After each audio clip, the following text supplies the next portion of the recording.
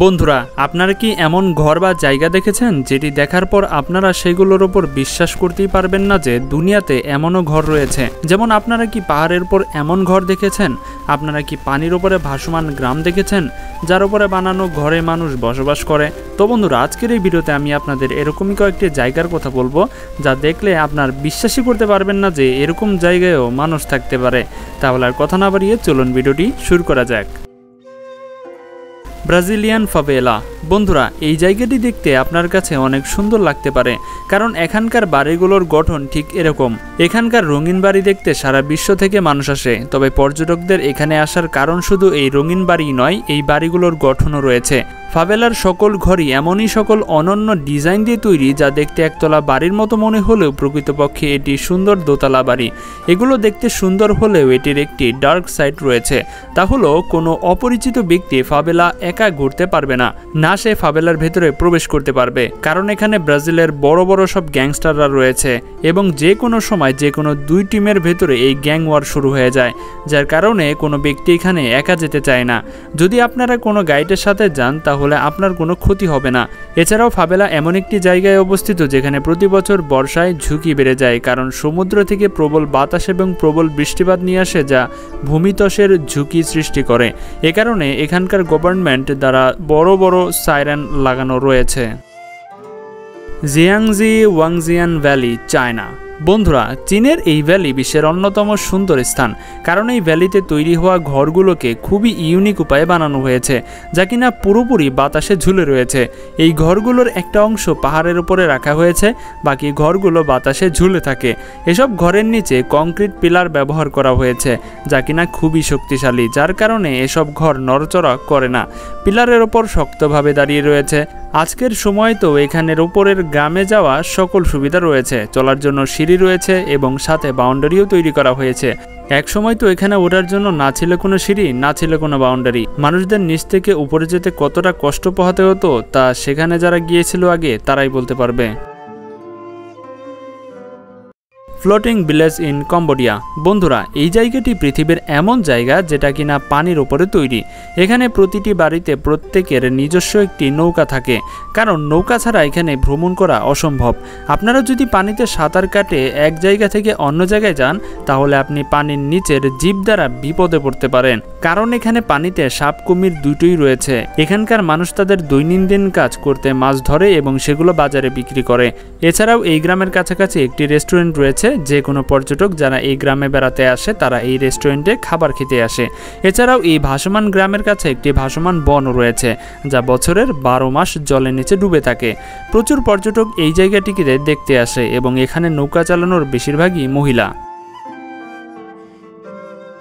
এলেরি island. বন্ধুরা, আইল্যান্ডের এই আইল্যান্ডটি বিশ্বের সবচেয়ে নিঃসঙ্গ একটি দ্বীপ, কারণ এই পুরো আইল্যান্ডে শুধুমাত্র একটি ঘর রয়েছে। এই ঘরে সব কিছু রয়েছে, এখানে রয়েছে রুম, রান্নাঘর এবং প্রয়োজনীয় সকল কিছু, কিন্তু এ বাড়িতে না আছে কোনো বিদ্যুৎ, না আছে কোনো ইন্টারনেট। এজন্যই এই দ্বীপকে পৃথিবীর সবচেয়ে নিঃসঙ্গ দ্বীপ বলা হয়ে থাকে। এখানে যাওয়ার জন্য আইল্যান্ড থেকে একটি বোট নিয়ে আইল্যান্ডে যেতে হয় এবং আইল্যান্ডে গিয়ে আপনি এই বাড়িতে থাকতে পারবেন। বাড়ির কাছে একটি পানির স্টোর তৈরি করা হয়েছে যা আইল্যান্ডে পড়া বৃষ্টির জল সংরক্ষণ করে, আর সেই পানি আপনি নির্দ্বিধায় খেতে পারবেন। আপনি যতদিন সেখানে থাকবেন সেই পরিমাণ খাবার আপনাকে নিয়ে যেতে হবে। এছাড়া আপনারা এই জায়গায় দুনিয়া থেকে একদম দূরে কোথাও শান্তিতে বসবাস করতে পারবেন। আপনাদের মধ্যে যারা এই জায়গায় যেতে চান কমেন্টে জানাতে পারেন, আর আমার যাওয়ার যদি সুযোগ হয় তাহলে তো আমি লম্বা সময় পর্যন্ত এখানেই থাকতে চাই। China cliff village. বন্ধুরা, এটি চায়নার এমন একটি গ্রাম যেখানে যাওয়ার আগে আপনার আত্মা কেঁপে উঠবে, কারণ এখানে উঠতে হলে এই লোহার সিঁড়ি ব্যবহার করতে হবে। এখনকার সময় তো এখানে লোহার সিঁড়ি রয়েছে, কিন্তু আজ থেকে 5-10 বছর আগে এখানে সিঁড়ি ছিল না। তখনকার সময় যদি কোনো লোকের ওপর থেকে নিচে অথবা নিচে থেকে উপরে যেতে হতো তাহলে পাহাড়ের পাশে এমন আঁকাবাঁকা রাস্তা দিয়ে যেতে হতো।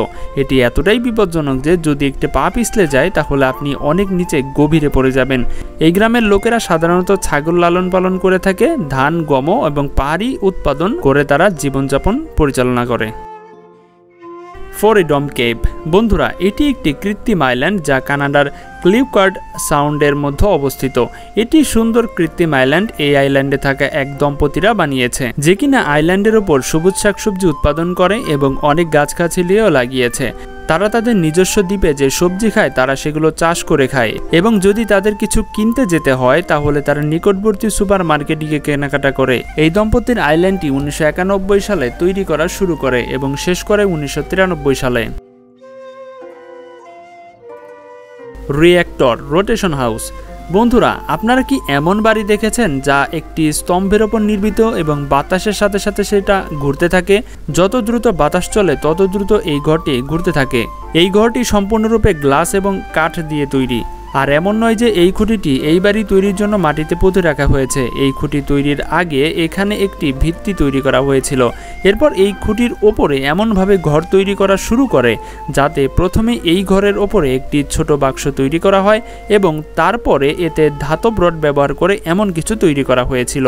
এটা 2016 সাল থেকে তৈরি করা শুরু করেছিল এবং 2018 সালে তা বানানো শেষ হয়েছিল। ড্রিনার রিভার হাউস। বন্ধুরা, এই ঘরটিকে দেখার পর আপনাদের মধ্যে হয়তো কেউ হবে যে কিনা এই জায়গায় যেতে চাইবেন না। এই বাড়ি এমন জায়গায় অবস্থিত যেখানে চারদিকে শুধু নদী। এই বাড়ি পর্যটক আকৃষ্ট করার জন্য তৈরি করা হয়েছিল, কারণ অনেক পর্যটক এখানে এই নদীতে সাঁতার কাটতে আসে এবং সাঁতার কাটার পর ক্লান্ত হয়ে পড়লে তারা এই বাড়িতে গিয়ে বিশ্রাম নেয়। আগে এখানে একটি মাত্র বাড়ি তৈরি করা হয়েছিল, কিন্তু পর্যটকদের সংখ্যা বাড়ার সাথে সাথে এই বাড়ির সংখ্যা বাড়ানো হয়। এই নদীর পানিতে এই বাড়িটি অনেকবার ভেসেও গিয়েছিল, কারণ যখন নদীটির স্রোত দ্রুত হয়ে যায় তখন নদীর পানির উচ্চতাও বেড়ে যায়, যার কারণে এই বাড়িটি অনেকবার পানিতে ভেসে গিয়েছিল। Train running through a sky scraper. বন্ধুরা, আপনারা ট্রেনকে মাটিতে চলতে দেখেছেন, কিন্তু আপনারা কি কখনো কোনো ট্রেনকে বাড়ির ভেতর দিয়ে চলতে দেখেছেন?